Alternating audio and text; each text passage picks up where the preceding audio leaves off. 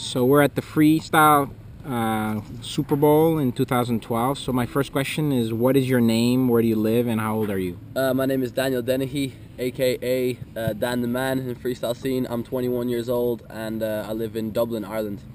All right. How many years have you been in freestyle, and why did you start?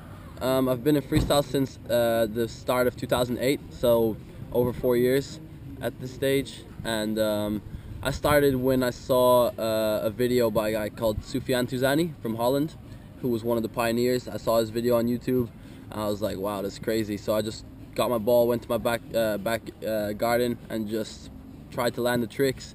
And like, it was really hard at first, but then after I landed one, I was like, okay, now I gotta land another, so I just kept going like that.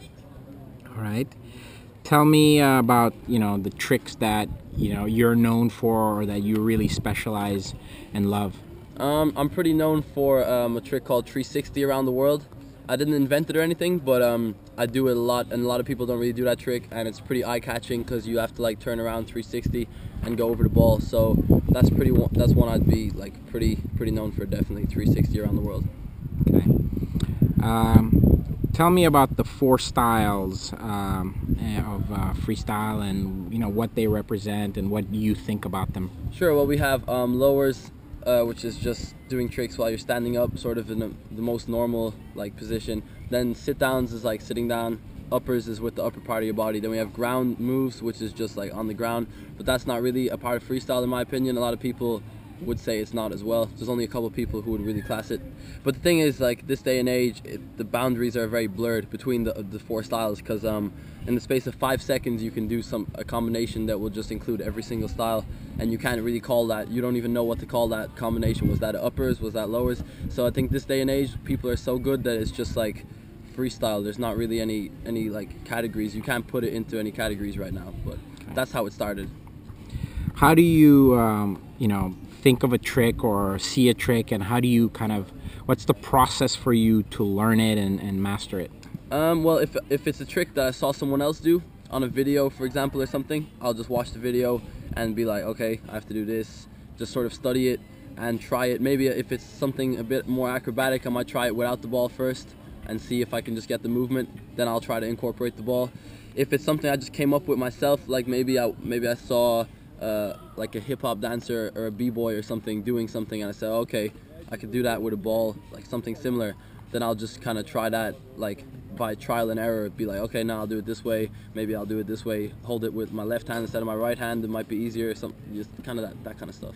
Okay, so that process of breaking down the trick, is that when you see a trick, do you immediately start to break it down into its parts? It depends. I mean, if there's tricks that are like one swift movement, there's tricks that are like you have to learn like 3 different things. I mean, there's a trick in lowers called a scala around the world, which is really hard. You have to go around the ball 3 times, 3 evolutions, and like in that trick, the trick itself lasts like a split second, but there's about 4 stages in it. It's like you have to just think and act so fast. You have to just, you have to put backspin on the ball, then you need to lift it really high up with your right leg, then immediately go over with your left, and like still be conscious to like move your right back over it again. And it's just like really, you have to focus, but the actual trick takes less than a second to pull off. So yeah. Okay, let's talk about videos. How many videos have you put out, and what is your favorite video that you have out or that fans like, and how many views do you have of your videos? I'm pretty notorious for like making videos and stuff, because I always make I don't always make just freestyle videos. Sometimes I make some like well, comedy or whatever, like just talking crap basically, or like I might do a parody of something related to freestyle. But in total I have like 65 or 70 videos on YouTube. The most views is one I did in London at the London Eye, like a promo type video, and that has like 43 or 44,000 I think. And my favorite one, to be honest, would probably be one called Air Combos Part 1, which is like the hardest stuff that I can do, and I put it all in a video. I filmed it for like maybe a month or so, just every day trying to get different combos, and then I save the best ones and put that in, and that's the one that gets the most respect from like freestylers and stuff and people who like it, because it's like technically just the hardest stuff, whereas the other videos might be like just in a cool location or like visually cool, but this one was just like the hardest tricks technically. So How do you communicate with other freestylers? What's the main way? In one word, Facebook. That's it. Yeah, that's it. Facebook. Okay. That's pretty much it. And you've been doing this for how many years? 4 years. Yeah. Over 4 years. And before you used Facebook, or is Actually, at the very start, maybe 2008, 2009, there was like a forum called Beyond Football, and it was like all freestylers used to post a lot of topics and just like talk about random stuff about freestyle on there. But then in around 2010, when Facebook just started like blowing up, then everyone just sort of moved over there, and like instead of posting a video on the forum, you would just like post it on your Facebook like wall, and it would just get like some good freestylers or like people who have a lot of fans or followers or friends or whatever, you get like 600-700 likes on a video in one night, you know what I mean? Like I posted a video, got like hundreds and hundreds of likes. So after that, it's like you don't really even use the forum. Everyone just knows on Facebook, shares it, and yeah, there's a couple groups in Facebook that people have, like freestyle group and stuff, so you can join that? Yeah, exactly. Tell me about you know, the internet and video. Do you think the sport has benefited from the fact that you can post these videos?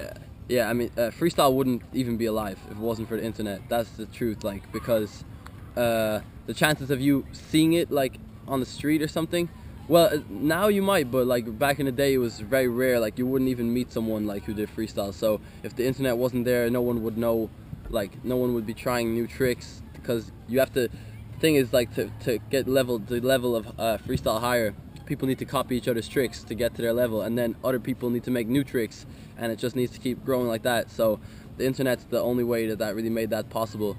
I guess if the internet shut down, like if someone just shut down the internet today, I think freestyle would probably survive, because we have this healthy community here, and like a lot of people know each other. Like personally, the freestylers are like my friends. They're like more my friends than actual friends I have at home, you know. So it would survive if someone would organize a meeting and we have phones or whatever. But I think the internet is like the most important thing for freestyle. Okay, tell me your opinion of what the difference is between freestyle and soccer or football in Europe. I would say the difference, if I had to make a comparison, I would say it's like comparing ice hockey to figure skating. Just because they're both on ice, it doesn't mean they're similar. I mean, the figure skating is artistic form of whatever, dance on ice, and like ice hockey is just a team sport, and it's on ice as well. So it's the same thing. We have a football, they have a football, but it's totally different. Like you know, it's just nothing to do with it. If you go down there now, you'll see some guys like freestyling in jeans and like casual shoes and stuff. It's like you can freestyle in whatever you want to do. You can freestyle if you have 5 yards of concrete, 5 yards of grass just in a space around you.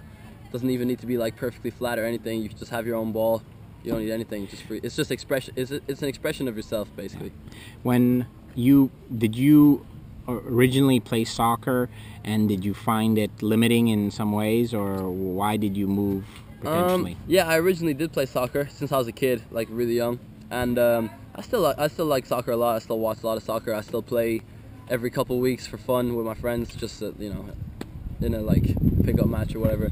But I just thought freestyle was way more fun. Like after playing soccer for so long and just having to train, I don't like having to like answer to anyone either. I hate like coaches telling you what to do, whatever, like people just telling you what to do and stuff. So I was like, nah, I'll do freestyle, like do whatever I want. I get my ball, go like train at midnight. I can train at 7 a.m. train whenever I want. I don't have to train if I don't want to, whatever I want to do. And like after I went to the first meeting, that was it. I was like, okay, this is crazy. Like it's just way more fun. I mean, when you come out to Prague, like I don't know, I mean, through freestyle I've traveled the world pretty much. Like you know, when there's a big event and you don't even have to pay for it, like, so when stuff like that starts happening, you start getting flown out like all over the place. It's amazing. It's like pretty magical feeling to know that you're just doing something, and then that's taking you to all these amazing opportunities, all these amazing places, and it's all down to you. You know, it's like no one gave it to you. You had to work for it, train for it, and you can see that there's stuff out there to be achieved with it. So definitely. Tell me about Prague and what it means to you or the freestyle community. Prague is the most important event in freestyle. It might not be the biggest in terms of marketing or budget or whatever, or prestige, like media prestige, but the actual talent here, and like to win Prague, you have to be the best. Like there's other competitions with other brands and stuff they do, and usually it's limited to one person per country, so it's easier to win because let's say Poland and Russia, but just in Poland and Russia there's like 40, 50 amazing freestylers, and they can all come to Prague, but with the other competitions there can only be one, so it's much easier to win those. In Prague it's like you have to just, all the best are here, and if you want to win you got to beat them, so it's really hard. But apart from that as well, people have come all the way from Japan, people have come from Brazil, New Zealand, like it's with their own money and everything. It's crazy. So the will and the determination to get here to like be a part of it is massive. Okay. All right, thank you. No problem, man. Okay, bye-bye. Bye.